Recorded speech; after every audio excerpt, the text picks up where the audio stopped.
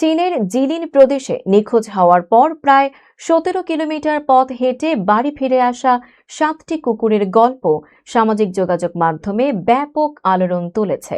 কুকুরগুলোর মহাসড়ক ধরে দলবদ্ধভাবে হাঁটার একটি ভিডিও ভাইরাল হওয়ার পর দেশজুড়ে সৃষ্টি হয় আবেগ ঘন প্রতিক্রিয়া। চাংচুন শহরের কাছে গত ১৬ মার্চ রাতে প্রথম তাদের দেখা যায়।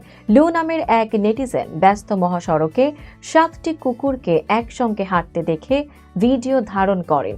ভিডিওতে দেখা যায় একটি আহত জার্মান শেফার্ডকে ঘিরে সতর্কভাবে এগিয়ে যাচ্ছে অন্য কুকুরগুলো।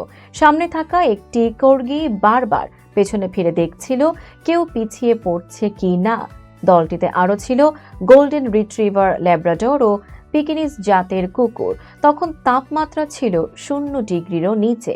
ভিডিওটি অনলাইনে ছড়িয়ে পড়ার পর স্থানীয় স্বেচ্ছাসেবকরা কুকুরগুলোর খোঁজে নামেন। কেউ পোস্টার টানান, কেউ আবার ড্রোন ব্যবহার করে তাদের সন্ধান করার চেষ্টা করেন।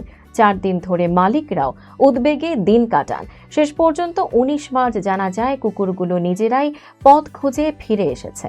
পরে আশপাশের গ্রাম থেকে একে একে বাকি কুকুরগুলোকে উদ্ধার করা হয় এবং তারা নিজ নিজ মালিকের কাছে ফিরে যায়। এই ঘটনাটি অনেককে আবেগাপ্লুত করেছে। অনেকেই বলছেন বিপদেও একে অপরকে ছাড়েনি কুকুরগুলো, যেন বন্ধুত্ব, বিশ্বস্ততার পথ চলার এক নিঃশব্দ গল্প লিখে ফেলেছে এই 7 কুকুর।